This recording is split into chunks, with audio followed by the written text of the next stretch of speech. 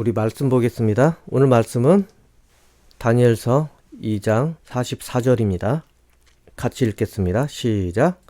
이 여러 왕들의 시대에 하늘의 하나님이 한 나라를 세우시리니 이것은 영원히 망하지도 아니할 것이요 그 국권이 다른 백성에게로 돌아가지도 아니할 것이요 도리어 이 모든 나라를 쳐서 멸망시키고 영원히 살 것이라. 아멘. 쉬운 성경으로 제가 다시 읽어드리겠습니다. 이 왕들의 시대에 하늘의 하나님이 한 나라를 세우실 터인데 그 나라는 절대로 멸망하지 않을 것이며 다른 백성에게 넘어가지도 않을 것입니다. 오히려 이 나라가 다른 모든 나라를 쳐서 멸망시키고 영원히 살 것입니다. 아멘. 요즘 AI가 우리 생활에 깊숙이 들어와 있습니다. 그래서 사람들이 그것을 활용하면서 궁금증을 해결을 합니다. 그리고 귀찮고 번거로운 것들 모두 AI에게 물어보게 됩니다. 일일이 책을 찾거나 웹사이트를 그렇게 뒤지는 그런 수고를 좀 덜 수가 있습니다. 그래서 저도 자주 사용을 합니다. 그런데 이 AI라는 것이 무엇을 토대로 그렇게 똑똑하게 우리에게 가르쳐 주겠습니까?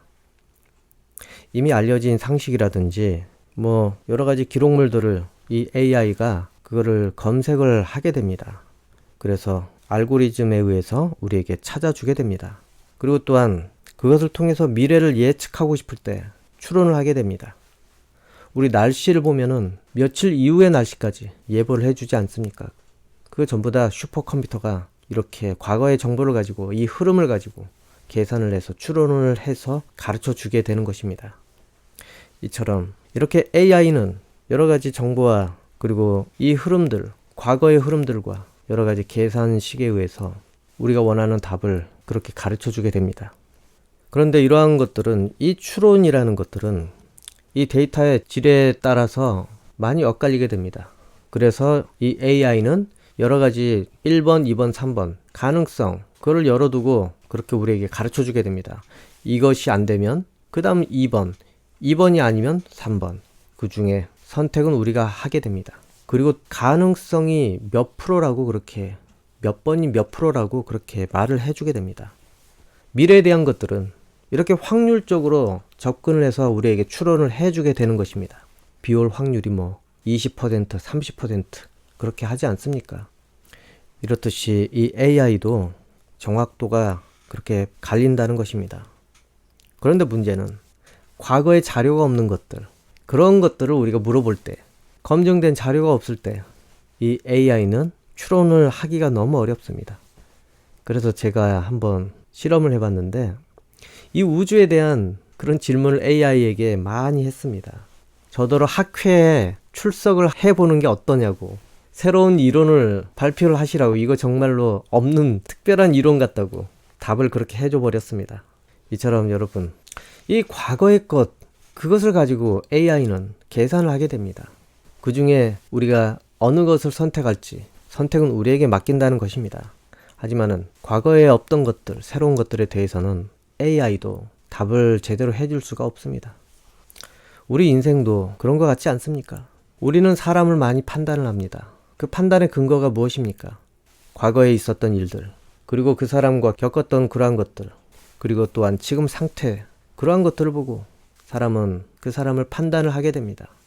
그리고 더 나아가 미래까지 판단을 하게 됩니다. 그래서 통찰력이 있는 사람들은 이런 사람들을 어느 정도 판단을 해서 무엇인가 작성을 하게 됩니다. 이 사람이 잘 될 사람인지 아닌지, 딱 봐도 이놈이 잘 될 놈인지 아닌지 대충 알 수 있다는 것입니다. 그런 분들이 이러한 것들을 엮어가지고 무엇인가 만들어냈는데 그것이 사주나 관상이나 수상, 궁합, 풍수지리 그런 것으로 그렇게 만들어져 버린 것입니다. 그래서 이것들을 통해서 결혼도 하고 그리고 이사도 가고 이런 것을 참조해서 농사도 짓고 이런 것들을 참조하게 됩니다. 이렇게 과거를 통해서, 자료를 통해서 어느 정도 예측을 하고 판단을 하고 얘기를 해주고 그럴 수도 있겠지만은 이 미래를 알 수 있는 방법이 또 있지 않습니까? 무당이나 점쟁이에게 찾아가서 묻는 것입니다. 귀신을 통해서, 귀신이 알려주는 그런 정보를 통해서 그래서 미래를 가르쳐 주게 됩니다. 이런 귀신들은 오랜 세월 그들 조상과 가족 근처에서 들락거리며 살았기 때문에 그래서 그렇습니다. 또 이들이 여러 가지 소동을 일으키고 길흉화복을 조장을 하게 되고 또 가짜로 만들어내서 그렇게 속이는 것도 있고, 그래서 이 귀신들이 과거에 있던 일들을 모두 추론을 하고 미래가 어찌 될 것이다. 그래서 이 귀신은 사람을 쥐었다 폈다 하면서 장난질을 치는 것입니다. 귀신을 섬기게 말입니다. 그래서 시키는 것 다 하게. 물론 이것들을 의지해서 뭐 인생을 위로를 받을 수도 있겠지만은, 하지만은 여러분, 귀신이 말해주는 것도 그거 100% 확신을 하지 마십시오. 그리고 사주나 관상 역시도 마찬가지입니다. 100% 신뢰하지 마십시오. 그걸로 자신감을 가지고 뭐 살 수도 있겠지만은 그것에 휘둘려서 자기의 인생을 살지 말라는 것입니다. 완전히 100% 미래를 그렇게 맞춰준다면 좋겠지만은 확률 아니겠습니까? 사주나 뭐 그런 것들은 일기예보도 비올 확률 20%인데 비가 오는 경우도 많지 않습니까? 뭐 비가 올 확률 70%인데도 비가 안 올 때가 있습니다. 인생이라는 것도 그런 것에 의지해서 그렇게 결정을 했는데 아니었다면 어떡하겠습니까? 인생은 한 번밖에 없는데 아니면은. 그렇기 때문에 너무 신봉하지 마시고 자기가 자기를 고민하면서 어떻게 살지 자기가 찾아가면서 자기 경험을 토대로 반성하고 그렇게 살아야 되는 것 아니겠습니까? 그래야 여러분이 자기 현실을 자기가 살아가게 되는 것입니다. 오늘 본문을 보면은 오늘 본문에도 이 다니엘이 바빌론의 왕 이 느부갓네살에게 미래를 예언을 하면서 그렇게 나온 그런 말씀입니다. 이 느부갓네살은 바빌론이라는 큰 대국의 왕입니다. 바빌론의 왕이지만은 이 사람이 어느 날 불안하게 되었습니다. 왜냐면은 이상한 신기한 꿈을 꾼 거는 같은데 기억이 안 나는 것입니다. 너무나 이상한 꿈을 꿨는데 기억이 안 납니다. 이게 무슨 꿈이었지? 그래서 이 바빌론의 왕이 얼마나 불안했겠습니까? 그 꿈이 너무 신기한데 떠오르지 않으니까. 그래서 어찌합니까? 이 바빌론에 있는 현자들, 모든 현자들을, 지혜 있는 자들을 그렇게 불러 모으게 된 것입니다. 그리고 점쟁이, 주술사 다 불렀습니다. 점을 쳐보고 또 주술을 하면서 그렇게 알아맞추게. 그런데 그들이 모두 하는 말이 이렇습니다. 오늘 본문 위로 10절을 보면은 바빌로니아 주술사가 왕에게 대답하였습니다. 이 세상의 어느 누구도 왕이 요구하는 것을 대답할 수 없습니다. 어떤 왕이나 통치자도 마술사나 점성가나 주술사에게 이와 같은 일을 물어본 적이 없습니다. 왕께서는 너무 어려운 일을 원하고 계십니다. 그런 일을 말해줄 수 있는 자는 우리 인간들과는 다른 세계에 사는 신들 뿐입니다. 이런 일들은 역사적으로나 아무리 찾아봐도 있어 본 적이 없었다는 것입니다. 그러니 지혜자들 어디서 그거를 정보를 얻을 수 있겠습니까? 이 귀신들도 그거를 본 적이 없기 때문에, 그러니 귀신이 모르니까 점쟁이가 어떻게 답을 해줄 수 있겠습니까? 그래서 경험한 적이 없기 때문에 다른 세상에 있는 신이나 이런 거는 맞출 수 있는 것입니다. 그러자 이 바빌론의 이 왕은 다 죽여, 그냥 다 없애버려, 저 쓸모없는 것들. 그러다가 이렇게 다니엘이라는 이 포로로 잡혀온 그 아이에게 묻게 된 것입니다. 그래서 이 다니엘이 이 왕에게 차근차근 이야기를 해줍니다. 아무튼 이 점쟁이와 귀신, 실상은 미래를 주관할 수 없다는 것입니다. 다 알지 못합니다. 단지 자신에게 사로잡힌 그런 사람들을 꼬셔가지고 귀신이 그냥 바라는 대로 끌고 갈 수는 있겠지만은 귀신도 알고 보면은 미래를 정확히 알지 못한다는 것입니다. 단지 이 사람들을 가지고 장난질을 친다는 것 아니겠습니까? 사람들은 미래를 모르고 불안해하니까 그거 가지고 장난질을 칩니다. 인생이라는 것은 타고난 것을 바탕으로 여러분이 인생을, 미래를 향해서 살아가고 있다는 것입니다. 그런데 중요한 것은 이 마귀가 자꾸 미래를 가르쳐 주려고 그런다는 것입니다. 그래서 그 대가로 자기가 주인 행세를 하려고 한다는 것입니다. 이 미래는 여러분, 타고난 것이 뭐 어찌 되었든지 간에 충분히 개척할 수 있습니다. 그것이 바로 인생이라는 것입니다. 이 미래는 기계적으로 우리가 가는 그런 시점이 아니라는 것입니다. 비록 자기에게 부여된 인생이 초라할지라도 개척할 의지가 있다면은 하나님께서는 그 힘을 주시게 됩니다. 말씀 한 구절 읽어보겠습니다. 잠언 16장 9절. 사람이 마음으로 자기의 길을 계획할지라도 그의 걸음을 인도하시는 이는 여호와시니라. 아멘. 예, 하나님을 의지하는 그런 사람들, 하나님께서 그 믿음을 보시고 그분께서 뜻하신 대로 우리의 미래를 바꿔버릴 수도 있습니다. 하나님을 믿은 다음에 행실이 변하고 마음가짐이 변하고 만나는 사람이 바뀐다면은 하나님께서는 그것을 가지고 여러분의 미래를 충분히 바꿔줄 수 있다는 것입니다. 바로 하나님께서 미래를 주관하시기 때문에 그렇다는 것 아니겠습니까? 그렇기 때문에 여러분, 하나님께서 미래를 주관하시기 때문에 하나님께서 미래를 주관하는 그러한 인생들은 아무리 귀신이라고 해도 그 미래를 정확히 알 수가 없습니다. 아무리 자기가 타고났다고 그렇게 잘난 척을 하든가 아니면 비관을 하든가 그거와 상관없이 하나님께 붙잡힌 사람은 미래를 확신할 수가 없습니다. 하나님께서 알고 계십니다. 여러분, 어부 베드로, 예수님의 제자 베드로, 이 어부였습니다. 그런데 이 베드로가 초대 교황이 될지 누가 알았겠습니까? 그 인생이 어부만 하다가 끝날 인생이었는데 누가 교황이 될지 어찌 알겠습니까? 무식하고 아무것도 근거도 없는 것처럼 사람들이 그를 대했지만은 말씀이 들어가서 권위가 생기고 그리고 사람들을 구원의 길로 인도하는 그런 존재가 된 것입니다, 여러분. 이처럼 여러분, 하나님께 속한 자녀들은 하나님께서 약속한 그 미래라는 것 때문에 바로 지금 오늘이 어쩌면 존재하게 되었을 수도 있습니다. 과거에 내가 꾸려온 것이 오늘을 만들었을 수도 있겠지만은 하나님께서는 미래라는 것 때문에 오늘을 이루어 주신다는 것, 그거 아니겠습니까? 세상 사람과 거꾸로 간다는 것입니다. 즉 하나님께서 우리에게 이루실 계획을 이루시기 위해서 오늘이 해석이 되게 된다는 것입니다. 그리고 나중에서야 오늘을 이해할 수 있게 됩니다. 그 시절에 내가 고생을 했던 것, 오늘에 와서야 이해할 수 있게 된다는 것입니다.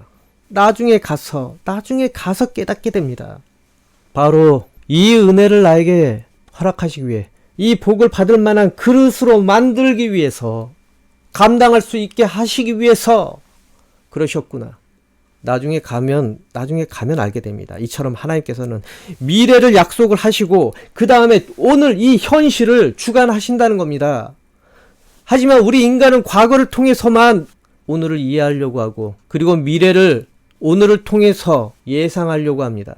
그런데 여러분, 하나님을 믿고 난 다음에는 미래를 알아야지 지금 해석이 된다는 것입니다. 그것이 하나님의 은혜라는 것 아니겠습니까? 지금 어렵고 힘들더라도 이미 하나님께서는 우리에게 주실 것을 다 준비해 놓고 이 어려움과 시험을 우리에게 허락을 해 주신 것입니다.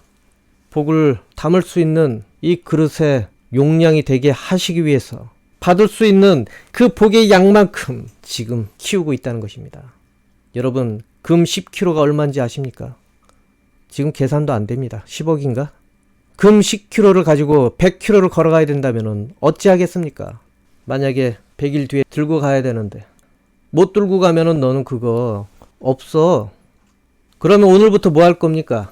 열심히 힘을 키우지 않겠습니까? 그래야지 내가 그걸 감당할 수 있는 거 아니겠습니까? 그것이 자기 것으로 되는 거 아니겠습니까? 하나님은 이처럼 미래를 준비를 하시고 그 다음에 오늘을 계획을 하신다는 겁니다.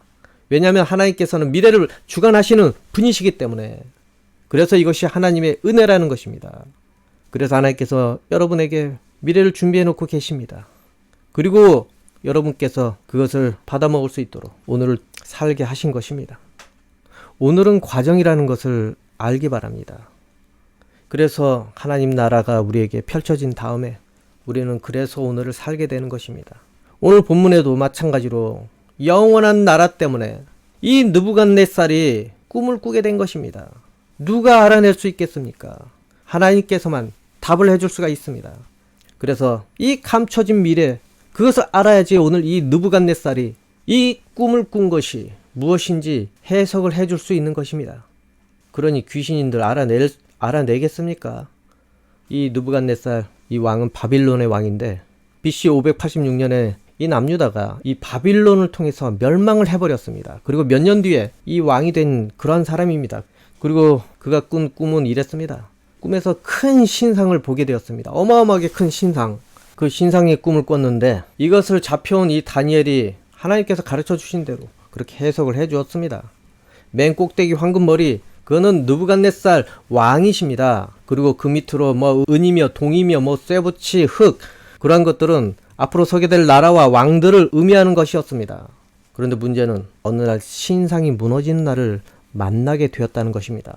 무슨 돌이 날라와서 다리를 그냥 부숴버린 다음에 그 신상이 무너졌다는 것입니다. 그 돌이 사람이 떼지 않은 돌이라고 합니다. 그런데 그 돌이 날라오더니 그 어마어마한 신상을 그 다리부터 무너뜨리고, 그리고 그 무너진 그 신상을 그것이 그냥 산처럼 에워싸버렸습니다. 덮어버렸다는 것입니다. 그리고 세워지는 영원한 나라가 앞으로 생길 것이다. 그래서 이 다니엘에게 벼슬을 줬습니다. 벼슬, 높은 자리를 줬습니다. 그리고 이 거대한 신상은 하나님 높은 줄 모르고 사람들에게 숭배받는 제국의 왕을 그렇게 의미하는 것으로 그렇게 말을 해주게 됩니다. 그런 신상이 무너진 날을 만나는데 그 사람이 떼지 않은 자연석 돌이 그냥 발에 박혀서 무너지고, 그리고 그 돌들이 산이 되어서 덮쳐버린다는 그러한 것을 예언을 해줍니다. 그리고 그 나라는 영원하다고 그렇게 예언을 해줍니다. 오늘 본문 44절을 보면은 이 왕들의 시대에 하늘의 하나님이 한 나라를 세우실 터인데 그 나라는 절대로 멸망하지 않을 것이며 다른 백성에게 넘어가지도 않을 것입니다.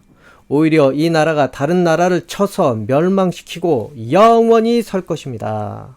이 시기는 유다가 멸망한 시기, 그때 일어난 예언입니다, 여러분.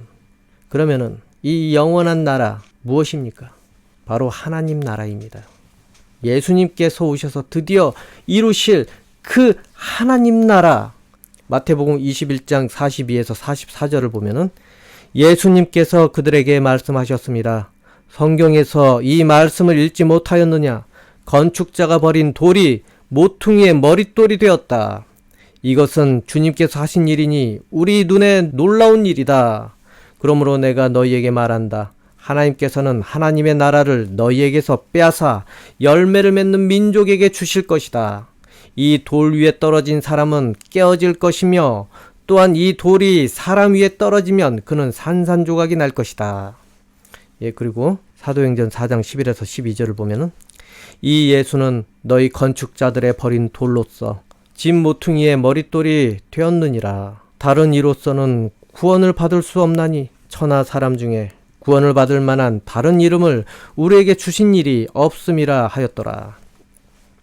그래서 그분이 모퉁이의 돌이 되어서 우리 한 사람 한 사람을 통해서 산을 이루시고 그리고 하나님 나라를 이루게 하신 것입니다. 그리고 그 나라는 하나님께서 임재하셔서 나라 전체가 성전이 된 나라입니다, 여러분.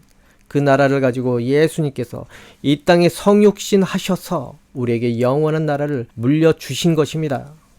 예수님께서 오신 것은 역사적으로도 이미 증명이 된 사실입니다, 여러분. 그 신상에 있던 나라마다 제국마다 모두 역사적 사실에 이미 드러났습니다, 여러분.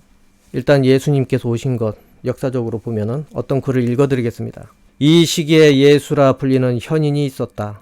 그를 사람이라고 부르는 것이 법적으로 허용된다면 말이다. 그는 놀라운 기적을 행하는 사람이었으며 진리를 기쁘게 받아들이는 사람들의 스승이었다. 그는 많은 유대인과 이방인들을 자기 편으로 끌어들였다. 그는 그리스도였다. 빌라도는 우리 중 지도급 인사들의 고발을 듣고 그에게 십자가형을 선고했으나 처음부터 그를 사랑했던 이들은 그를 버리지 않았다. 그는 사흘째 되는 날 다시 살아나 그들에게 나타났다. 하나님의 예언자들은 이미 이 일과 그에 관한 수만 가지 놀라운 일들을 예언했기 때문이다. 그를 따라 이름 붙여진 그리스도인이라 불리는 종족은 오늘날까지도 사라지지 않고 있다. 이것은 플라비우스 요세푸스의 유대 고대사 18권 3장 3절에 있는 내용입니다. 바로 이 책 유대 고대사, 거기에 기록되어 있습니다. 이 책은 로마 황제 도미티아누스 그 시절에 있던 것입니다. 그가 통치한 지 13년째, 서기로 치면은 93년에서 94년에 이 책은 쓰여진 것입니다. 그렇기 때문에 이 요세푸스, 이 사람이 역사가인데 로마에서 활동한 유대 역사가입니다. 이 요세푸스가 1세기 말 그때 이렇게 저술을 한 것입니다. 그러면서 이렇게 예수님을 기록을 한 것입니다. 예수님께서 승천하신 후 60년쯤 지나서 이 글을 쓴 것입니다. 여러분, 예수님께서 역사적으로 그런 일을 겪으셨다는 것은 부인할 수가 없습니다. 실제 발생한 사건입니다. 그리고 이 당시 이 로마가 그 신상의 발이었다는 것입니다. 예수님께서 그때 십자가에 달려 죽으시고 로마 군인에 의해서 그렇게 죽으신 다음에 예수님께서는 부활을 하셨습니다. 그리고 그 제자들 복음을 전하게 되었고, 그리고 그 로마는 복음의 물결 속에 사로잡히게 되었습니다. 로마의 국교가 바로 기독교가 되어버린 것입니다. 그리고 어찌 되었습니까? 그 도시의 교황이 거기에 있습니다. 이후에 이 교황이 온 유럽을 통치했습니다.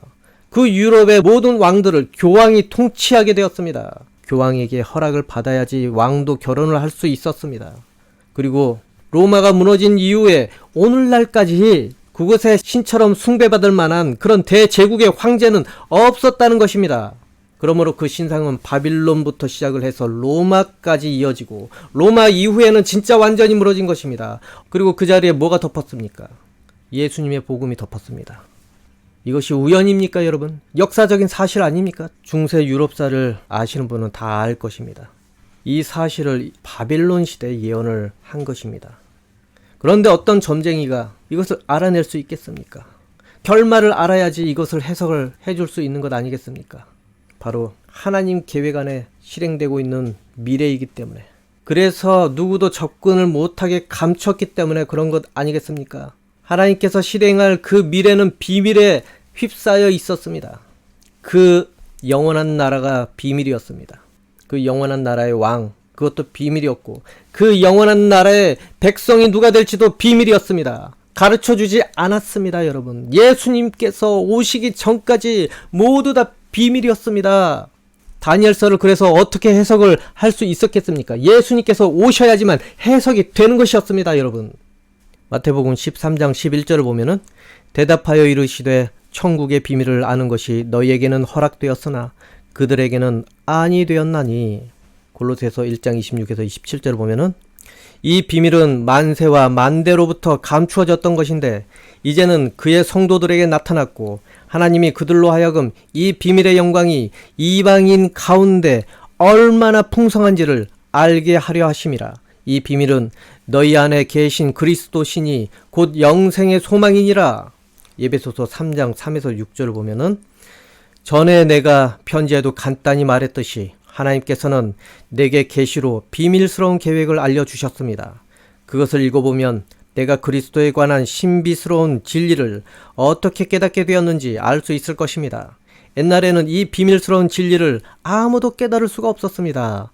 그러나 이제는 성령을 통해 그의 거룩한 사도들과 예언자들에게 이 신비로운 진리를 보여주셨습니다. 그 비밀이란 바로 이방인들도 유대인들과 마찬가지로 하나님께서 그의 자녀들을 위해 예비해 두신 것을 상속받을 수 있다는 것입니다. 이방인들도 유대인과 함께 한 몸을 이루는 지체가 되었기 때문에 예수 그리스도 안에서 하나님께서 약속하신 것을 함께 누리게 되었습니다. 이것이야말로 하나님께서 이방인들에게 주신 기쁜 소식이 아니겠습니까? 네, 성경을 좀 많이 읽었는데, 네, 이처럼 감춰진 미래가 바로 여러분이었다는 것, 그거 아니겠습니까? 예수님께서 오셔야지만 이 다니엘이 말한 이 예언이 해석이 되는 것입니다, 여러분. 오시기 전까지 알 수 없었습니다. 그게 언제 실현이 되는 거야? 그 영원한 나라 이스라엘인데, 다들 이스라엘이 그 영원한 나라인 줄 아마 알았을 것입니다. 그런데 현실은 이스라엘은 뭐 회복은커녕 쫓겨났습니다. 로마 시대 이후에 아예 전 세계로. 바로 예수님을 만나야지 이것이 해석이 되는 것입니다. 그 영원한 나라는 바로 하나님 나라였습니다. 영원한 왕국은 하나님 나라였고, 그 나라의 영원한 왕은 예수 그리스도였습니다. 그리고 그 나라에 들어가서 살아야 되는 영원한 백성은 여러분입니다, 여러분. 여러분, 이 다니엘서는 여러분과도 관계되어 있는 것입니다. 그래서 이 예언은 여러분을 예언한 것이나 마찬가지라는 것입니다. 온 이방에 흩어져 있는 이 민족들을 하나님께서 하나님의 나라 백성으로 삼으시겠다는 그것 아니겠습니까? 여러분은 비밀로 감춰졌던 하나님 나라의 백성이었습니다. 이런 것을 어떤 세상의 점쟁이가 알아맞히겠습니까? 알 수가 없기 때문에 얘기해 주지 못합니다. 그렇기 때문에 여러분 현실을 잘 파악하십시오. 여러분의 미래는 비밀에 감춰진 그러한 미래들입니다. 누구도 알아낼 수가 없습니다. 여러분, 하나님께만 여러분 미래를 쥐고 있을 권리가 있습니다. 그리고 여러분에게 그것을 하나님께서 살아갈 수 있도록 권리를 주셨습니다. 하나님께 여러분의 미래가 달려있다는 것입니다. 하나님과 어떤 관계가 되느냐에 따라서 여러분의 미래는 변화된다는 것입니다. 점쟁이가 여러분의 인생을, 미래를 말해줄 수도 있습니다. 그리고 여러분의 과거를 맞춰줄 수도 있습니다. 하지만 여러분, 그거는 여러분의 허물 껍데기밖에 되지 않습니다. 지난 허물의 껍데기를 가지고 판단을 하게 되는 것입니다. 그리고 여러분에게 계속 주입할 수도 있습니다. 여러분의 미래를 가지고 자기가 주입을 할 수도 있습니다. 여러분의 인생을 곰곰이 생각을 해보십시오. 여러분 미래가 만약에 불안하다고 그런 헛된 것에 사로잡혀서 그렇게 맡기려 한다면 여러분 곰곰이 생각을 해보십시오. 여러분은 비밀에 쌓인 그런 미래를 가진 사람들입니다. 우리의 미래에 대해서 하나님께서 이미 정하셨습니다. 하지만 세상에 보면은 많은 인생들의 미래에 귀신들이 영향을 주려고 합니다. 마음에 충동을 주게 되고 여러 장애를 줬어.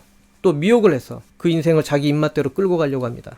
그런데 그곳에는 절망과 지옥문이 기다리고 있습니다. 하지만 여러분이 하나님께 붙잡히면은 하나님께서 미래를 이 귀신들에게 감춰버린다는 것을 꼭 아시기 바랍니다.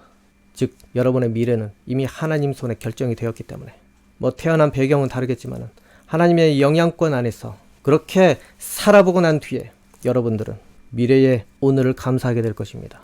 그리고 마지막 심판날에 또한 오늘을 감사하게 될 것입니다. 그리고 그때 자기가 소중한 인생이었다는 것을 뼈에 사무치도록 깨닫게 될 것입니다. 그렇기 때문에 역사의 주관자이시며 여러분 인생의 주관자가 되신 하나님을 가까이 하고 여러분 인생에 필요한 것을 그분께 아뢰며 사시기를 바랍니다. 그리고 영원한 그 나라가 여러분 인생이 망하지 않게 지켜주고 있다는 것도 아시기 바랍니다. 부디 하나님께서 만들어주시는 영원한 미래에 희망과 소망을 가지고 그렇게 허락된 인생을 살기 원합니다. 지금 어찌 되었든 간에 막 살지 마시고 미래의 은혜를 미리 감사하며 소중하게 살기를 바랍니다. 그리고 올해 반드시 여러분에게 그 믿음대로 하나님의 놀라운 역사하심이 있기를 예수 그리스도 이름으로 축복합니다. 아멘. 기도하겠습니다. 아버지 하나님, 우리가 어찌 미래를 쉽게 확신을 하고 그리고 다른 사람까지 판단할 수 있겠습니까? 아버지, 우리가 판단하는 그런 미래는 정말로 오지 않을 수도 있습니다. 아버지 하나님, 그러나 세상에 여러 가지 마귀에 사로잡힌 자들은 우리의 미래를 가르쳐 주려고 합니다. 우리의 미래를 말해 주려고 합니다. 하지만 100%가 어디 있겠습니까? 아버지 하나님, 하나님께 사로잡힌 자는 오직 하나님만이 우리의 미래를 쥐고 있습니다. 우리를 천국으로 인도하시는 그 미래가 하나님께 달려있고 우리의 미래는 영원한 미래입니다. 아버지 하나님, 이것에 대해서 우리가 기억하고 늘 오늘을 그 미래를 가지고 올바로 해석하는 우리가 되기를 소망합니다. 아버지 하나님, 아버지께서 만들어 주시는 것이 미래라는 것을 우리가 잊지 말고 우리 또한 아버지와 함께 자기의 미래를 자기가 바라는 소망대로 그렇게 만들려고 노력하기를 원합니다. 주님, 힘을 주시옵소서. 우리의 현실을 극복할 수 있는 믿음의 힘을 주시옵고 그리고 하나님의 나라의 일원이 되어서 하나님 나라를 확장할 수 있는 힘과 지혜를 허락하여 주시옵소서. 아버지 하나님, 이 다니엘이 그 시절에 우리를 예언했습니다. 우리가 들어갈 그 나라를 예언을 했습니다. 주님, 그 나라의 백성이 바로 우리입니다. 아버지 하나님, 역사의 주관자이신 하나님을 믿기 원합니다. 아버지, 우리의 인생을 맡아 주시옵소서. 우리는 알 수 없는 미래 때문에 불안해서 헛된 것을 쫓아가거나 그리고 헛된 것을 붙잡고 헛된 것을 기대하며 살게 됩니다. 오직 하나님을 바라고 하나님을 의지하면서 우리가 말씀대로 살아서 그 말씀에 있는 복들이 각 사람 인생에 이번 연도에 반드시 임하기를 소망합니다. 하나님께서는 좋은 것을 우리에게 주신다고 하셨습니다. 예수 그리스도 이름으로 구하는 것들을 우리에게 주신다고 하였습니다.